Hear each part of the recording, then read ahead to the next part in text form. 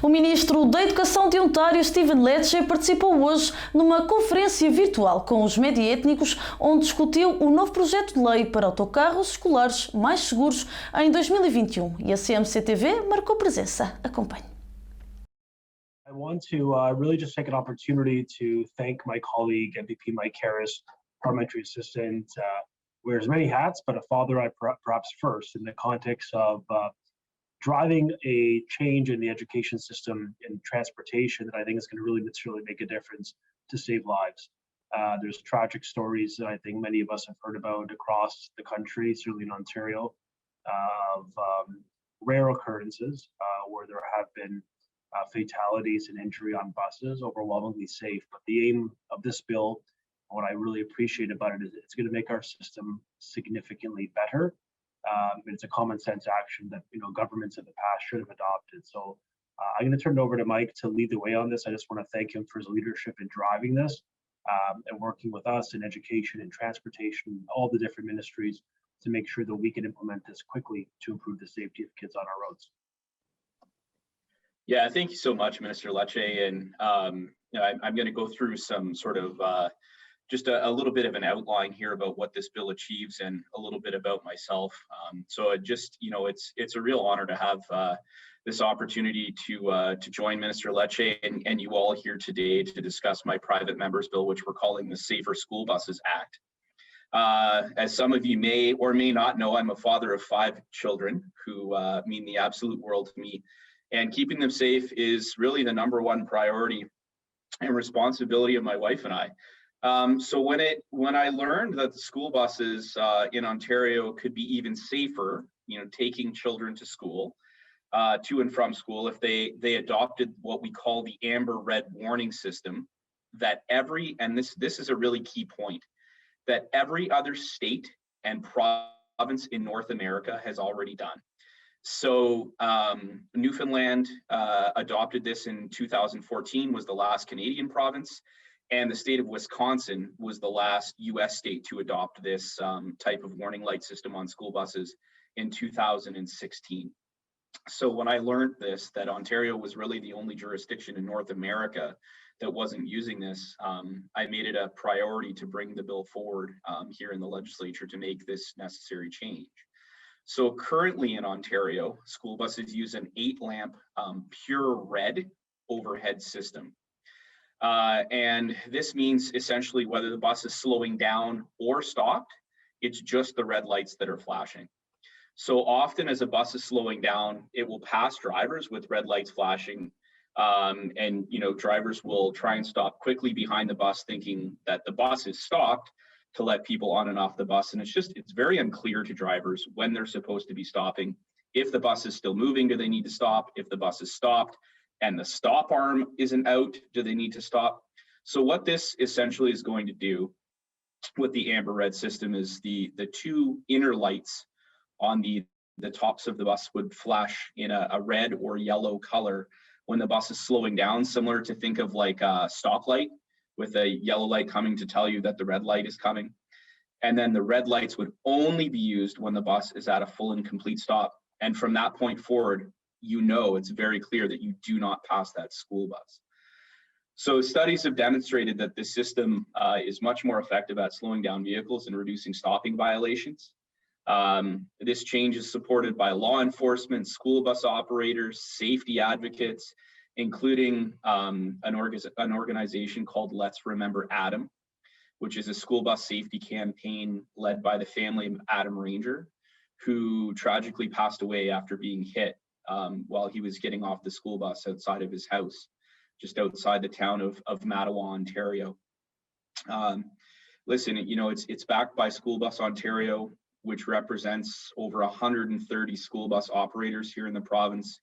And I'm pleased that all members of the legislature support this change, including my good friend, Minister Lecce, who's joining us here today. So we saw this last Wednesday when my bill passed second reading unanimously, which was great. Happy to see it. Listen, these changes will save lives and make children safer. And I'm going to keep pushing this forward to get this past third reading so that we can see a safer outcome for folks that are taking the school bus here in the province. So I know that there's some questions that we can get to in due course here. But Minister, if there's anything else you wanted to add, certainly that would be an opportune time to do that. Yeah, no, I think that is a good summary. I'm sure there's many questions focused on the bill. So let's get right into it, Shannon. Hello, Minister. Hello to the entire audience. I'm numa, a journalist at Correio Manhã, Canada. So my question to the Minister, are there going to be any testing requirements for school bus drivers? And if so, how are they going to be processed?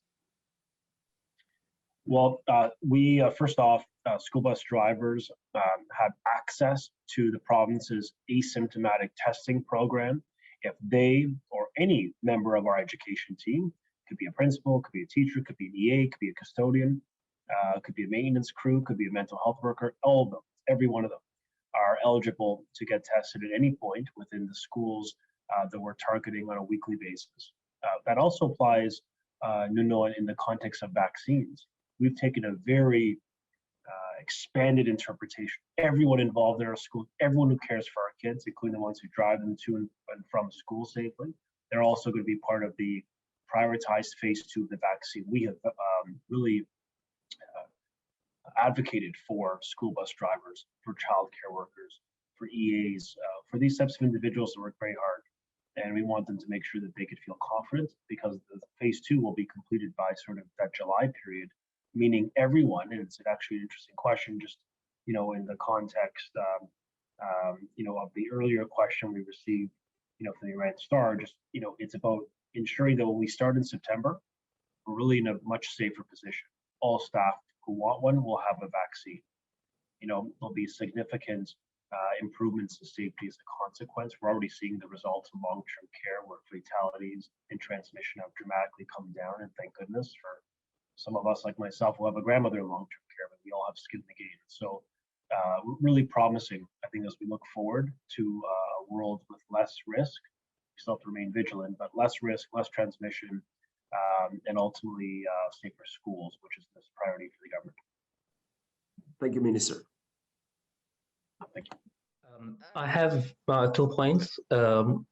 First of all, what about seat belts inside the buses? Because this is most important, and I believe that would be a great shield. And the other point here is what kind of difference in retrofitting when it comes to giving or making extra retrofitting and the buses used here in Ontario? So, there's been a few studies done, and Minister, you might have some more information on this when it comes to the seatbelt piece. But there's actually a pilot program that the federal government is doing right now to look at whether or not putting seatbelts on school buses will make a large material difference. Obviously, it's quite expensive to do that, but there really shouldn't be a cost when it comes to student safety in that regards. But there have been some studies shown where school buses equipped with seatbelts that have done accident testing and different things like that, that it's not necessarily that much safer with the actual seatbelts in place. I don't know, Minister, if you have any more details specifically on that. Yeah, the Minister of Transportation federally in 2020 launched a seatbelt pilot. Ontario and BC are both part of the pilot. Sudbury is the school board that is actually participating in it. BC is going to join a bit later to see how seatbelts can improve the safety of school buses. So it's I think, Khalid, the answer will be informed by how that pilot, the result of that pilot. I think Mike is absolutely right. I mean, when it comes to children and their safety, there's no expense we will not. There's no expense we will not deliver when it comes to protecting them. The Premier said that. But really, right now, it's about making sure that we're informed by the evidence, and because there's sort of competing evidence on this matter, and not many jurisdictions do it for a reason. In fact, the majority don't. So we're going to listen to the science and the safety experts and make a decision at that point. On your second part, the retrofitting of the buses, in most cases, it's a very simple, so think you're looking at the back of a school bus and you have the sort of the 4 lights that are up top. It's just a plastic lens cover with a light underneath that really needs to be changed in the vast majority of cases. Some are a little bit more complex when you have LED lighting or some of the newer buses, but the vast majority is just a very simple plastic lens cover that has to be changed. It's about 4 or 6 screws that need to be taken out, the new lens cover put on, and then the screws put back in. So it's pretty. Excuse me, Mark, I'm a handy person myself, but this was not my point. Oh, sorry. No problem. You mentioned that we do have different retrofitting even for the buses that work here in Ontario than any other school buses in other provinces. What kind of difference is there? Okay, so all of the school buses that are manufactured outside of the province of Ontario, or that are used outside the province of Ontario, are already using this 2-color system. So any bus, let's say you've got a school bus that's manufactured in Indiana, in the state of Indiana in the US, that would be being used in any other province or any other state. It would already have this 2-color, the dual lamp amber red system in place.